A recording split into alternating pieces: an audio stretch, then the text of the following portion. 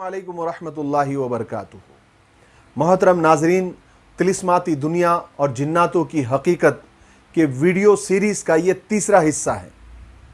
आप इसे नकली आमिलीन का पोस्टमार्टम या जादूगरों का पोस्टमार्टम भी कह सकते हैं। ये वीडियो बनाने का मकसद ये है कि जो ये आमिलीन और जादूगर जो लोगों को बेवकूफ़ बनाते हैं, उनके भोलेपन का और उनकी जहालत का फ़ायदा उठाते हैं और जिनों के नाम से डराते हैं, ये उनके ख़िलाफ़ एक जंग है या उस जंग का एक हिस्सा है। इस वीडियो सीरीज़ का मकसद ये है कि जो जिन्नात के ताल्लुक़ से और मुअक्किलों के ताल्लुक़ से और जादू के ताल्लुक़ से जो लोगों को डराया जाता है और जो लोगों को खौफज़दा किया जाता है, मैं कुरान और हदीस के रोशनी में आपको जिन्नात की, मुअक्किलीन की और जादूगरों की हकीकत आपको बता रहा हूँ, ताकि आप तक सही नॉलेज पहुँचे और आप इन ढोंगी बाबाओं से, ढोंगी आमिलों से और जादूगरों से अपने फैमिली की, अपने बीवी बच्चों की और सबसे बड़ी बात अपने ईमान और अक़ीदे की हिफाजत कर सकें। मुझे उम्मीद है कि आप लोगों को इससे बहुत फ़ायदा हो रहा होगा और इंशाअल्लाह फ़ायदा होगा। पिछले 2 वीडियो में हमने जिनों की 4 किस्में बयान की। अब हम जिन की 5वीं किस्म बयान करेंगे। जिन की 5वीं किस्म इफ़रीत है। इफ़रीत वो जिन है जिसका ज़िक्र कुरान पाक में भी मौजूद है। इफ़रीत असल में जिनों का एक कबीला है। इस कबीले से ताल्लुक़ रखने वाले जिनों को इफ़रीत कहा जाता है। हज़रत सुलेमान अलैहिस्सलातु वस्सलाम का ज़िक्र कुरान पाक के सूरे नमल में मौजूद है।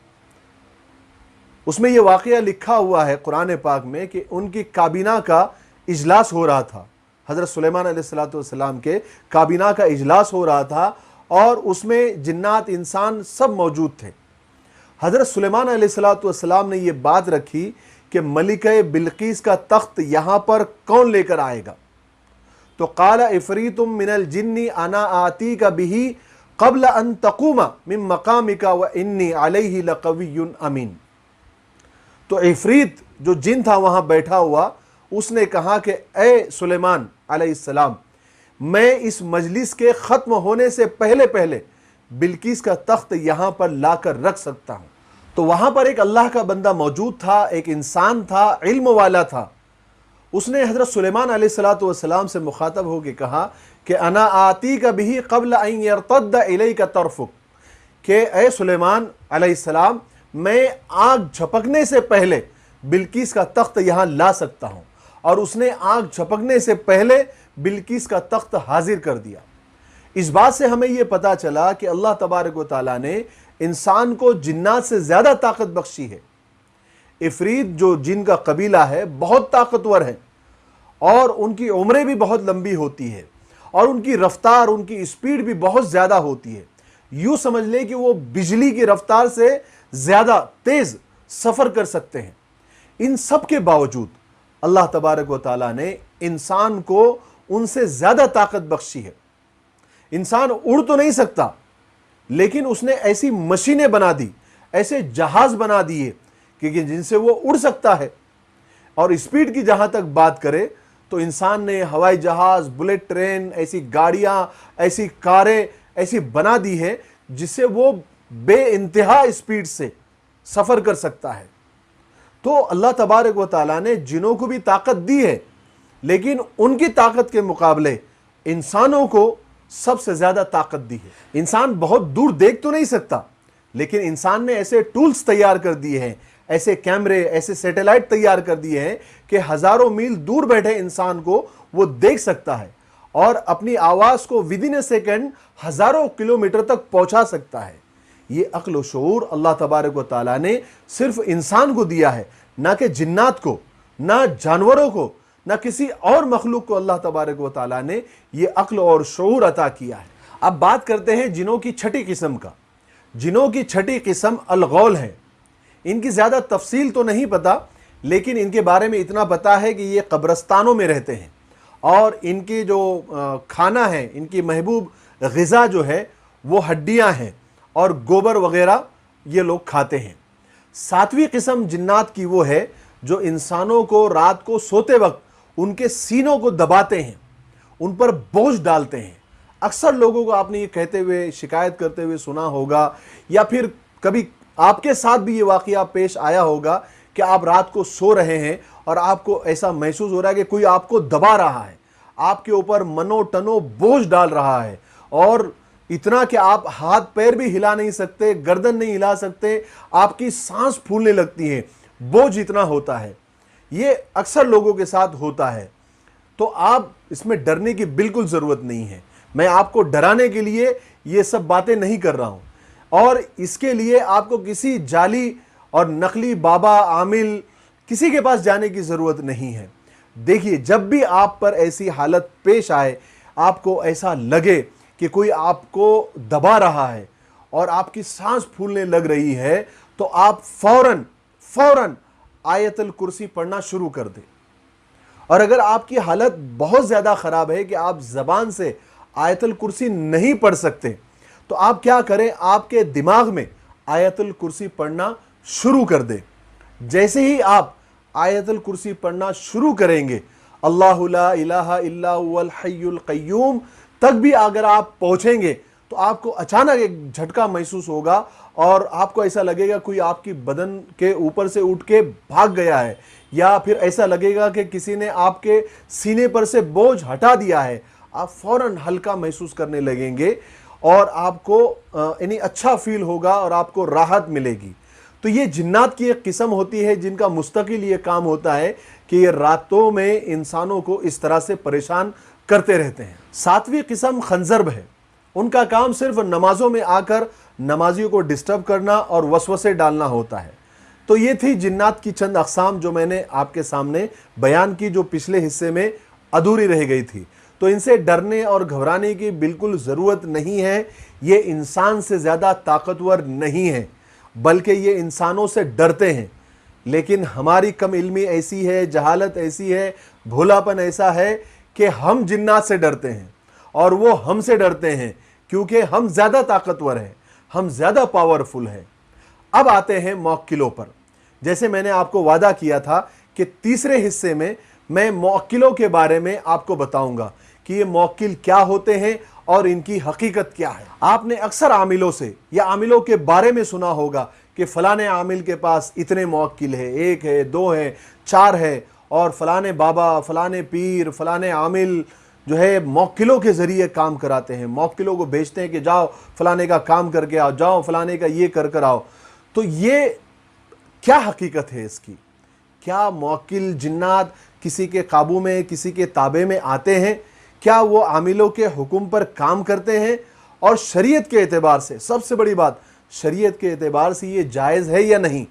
आज आपको ऐसी बातें पता चलेगी जो आपको हैरत में डाल देंगी, और आपके पुराने जो तसव्वुरात है, ख़यालात है, जो गलत आपके दिमागों में बिठाए गए हैं या बैठे हुए हैं, आज इंशाअल्लाह उसका खात्मा हो जाएगा। देखिए, जो आमिलीन कहते हैं ना कि हमारे पास मौक्किल है, 4 है, 2 है, 6 हैं, हम उनसे काम करवाते हैं, तो ये आमिलीन ये मौक्किल से मुराद क्या लेते हैं? सबको मालूम है कि अल्लाह तबारक व तआला की 3 बड़ी मखलूक़ात है, इंसान, जिन्नात और फरिश्ते। अल्लाह की और हज़ारों मखलूक़ात हैं, लेकिन यहाँ बात सिर्फ जिन्नात, इंसान और फरिश्तों की चल रही है। तो आमिलीन और जादूगर या फिर जो बाबा और पीर जो मौक्किलों की बात करते हैं, वो उससे मुराद क्या लेते हैं? या तो वो जिन्नात लेते होंगे या तो फिर फरिश्ते लेते होंगे, लेकिन अक्सर इससे मुराद जिन्नात ही लिए जाते हैं।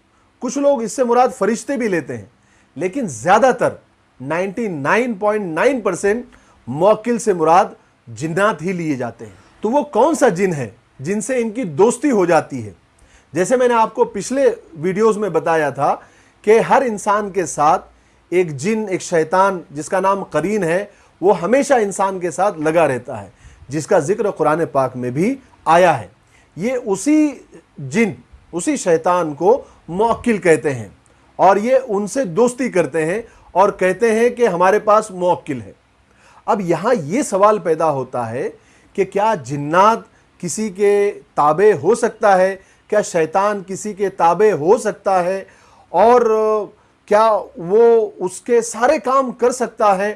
یعنی وہ یہ آقا اور وہ غلام، یعنی جنات غلام، شیاطین غلام، اور یہ پیر بابا، یہ عامل بابا، یہ جادوگر باس، اور یہ اس کا آقا، اور جو بولے وہ کام کرے. جیسے آج کل جو فلموں میں بتایا جاتا ہے کہ وہ جن آتا ہے اور بولتا ہے کہ بتائیے آقا کیا حکم ہے، اور وہ بولتا ہے کہ فلانا چیز مجھے چاہیے، فلانے کو لے کر آؤ، ادھر سے پیسہ لے کر آؤ، روپیہ لے کر آؤ، اور فوراً جن جاتا ہے اور وہاں سے روپیہ پیسہ لے کر آتا ہے اور پھر بولتا ہے کہ اور حکم کیجیے آقا. تو یہ سب جو ہے نا، یہ سب خیالی تصورات ہیں، یہ سب کہانیاں ہیں. یاد رکھے جنات اور شیطان کبھی کسی انسان کے قابو میں نہیں آتے، کم سے کم ایسے قابو میں نہیں آتے کہ انسان جو چاہے وہ کروا لے. وہ غلام، یہ آقا، وہ رعایا اور یہ بادشاہ، ایسا کوئی جنات، کوئی شیطان کسی کے قابو میں نہیں آتا. اس کی وجہ یہ ہے کہ ہمیں قرآن پاک میں حضرت سلیمان علیہ السلام کی ایک دعا ملتی ہے سورہ صاد میں، کہ حضرت سلیمان علیہ السلام نے اللہ تبارک و تعالیٰ سے دعا مانگی تھی. قال رب اغفر لی وہب لی ملک لا ینبغی لأحد من بعدی. یعنی حضرت سلیمان علیہ السلام نے اللہ تبارک و تعالیٰ سے دعا کی تھی کہ اے اللہ مجھے ایسی حکومت دے، ایسی سلطنت دے، ایسی بادشاہت دے جو میرے بعد کسی کو بھی نہ ملے. اور اللہ تبارک و تعالیٰ نے یہ دعا سلیمان علیہ السلام کی قبول کی تھی، اور انسانوں پر حکومت اللہ تبارک و تعالیٰ نے ان کو دی، جنات پر دی، جانوروں پر دی، ہواؤں پر دی، چرندوں پر، پرندوں پر، مچھلیوں پر، ہر چیز پر اللہ تبارک و تعالیٰ نے حضرت سلیمان علیہ السلام کو حکومت دی تھی. جنات سلیمان علیہ السلام کے تابع تھے، ان کی مرضی، ان کی اجازت کے بغیر وہ کچھ نہیں کر سکتے تھے، ان کے کنٹرول میں تھے. یہ ان کی حکومت کا حصہ تھا، ان کی دعا کی برکت تھی، اللہ کی عطا تھی اور اللہ کی قدرت تھی. لیکن اگر آج کوئی عامل، کوئی بابا، کوئی پیر، کوئی جادوگر اگر یہ دعویٰ کرتا ہے کہ میرے تابع میں جنات ہیں اور وہ میرا غلام ہے، موکل میرے پاس ہے، میں جو چاہے اس سے کروا سکتا ہوں، تو گویا یہ بات اس عامل کی، اس جادوگر کی اور اس بابا کی، اس پیر کی، یہ بات بالکل غلط ہے، قرآن کے خلاف ہے. اور سلیمان علیہ السلام کی وہ دعا کہ میرے بعد ایسی حکومت کسی کو نہ ملے اور اللہ کی قبولیت، یہ اس کے بھی خلاف ہے. اور اس بات کی تائید بخاری اور مسلم شریف کی ایک حدیث سے بھی ہوتی ہے. حضرت ابو ہریرہ رضی اللہ تعالیٰ عنہ اس کے راوی ہے کہ آپ صلی اللہ علیہ وسلم نے فرمایا کہ کل رات شیطان جن نے میری نماز میں خلل ڈالنے کی کوشش کی تو میں نے ارادہ کیا کہ اس کو پکڑ کر ستون سے باندھ دوں، لیکن مجھے میرے بھائی سلیمان کی دعا یاد آ گئی کہ انہوں نے یہ دعا مانگی تھی کہ قال رب اغفر لی وہب لی ملک لا ینبغی لأحد من بعدی. تو میں نے جن کو پکڑا نہیں بلکہ چھوڑ دیا. یعنی حضور صلی اللہ علیہ وسلم گویا یہ فرما رہے ہیں کہ میں چاہتا تو اس کو قابو میں کر لیتا، اس کو پکڑ لیتا، لیکن میرے بھائی سلیمان کی دعا نے مجھے ایسا کرنے سے روک دیا.